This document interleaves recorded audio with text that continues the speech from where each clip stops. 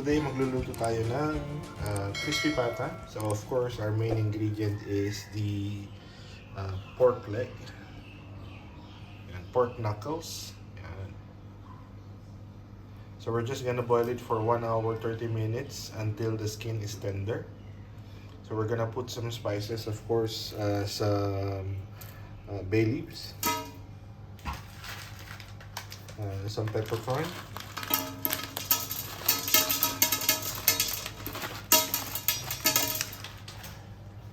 and then of course ang ating salt.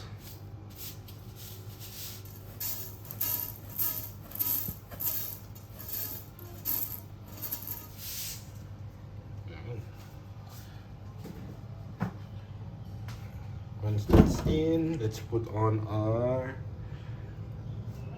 pork knuckles. Ilagay natin ang ating pork knuckles, lagyan natin ng tubig. Kung mabubuksan ko yung tubig ng isang kamay. Again, this is a raw vlog.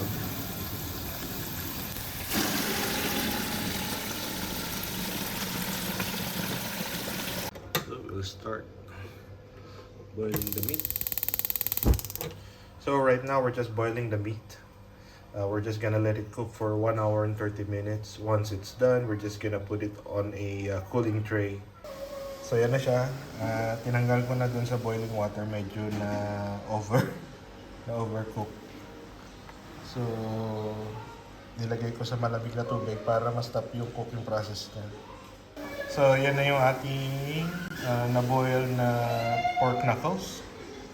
So ilalagay natin siya sa oven for 180 degrees for at least 1 hour until dry yung kanyang skin.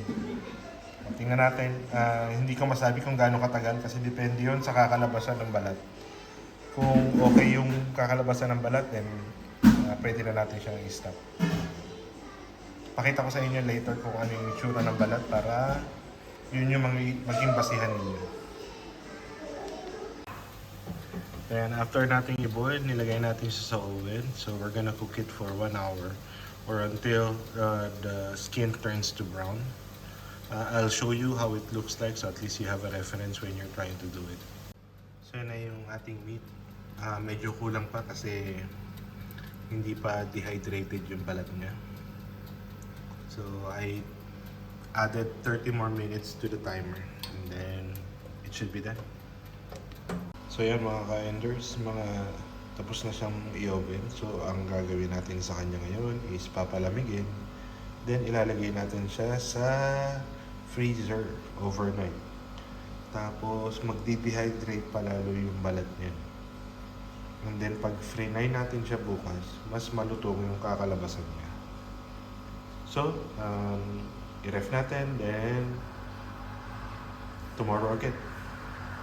To be continued.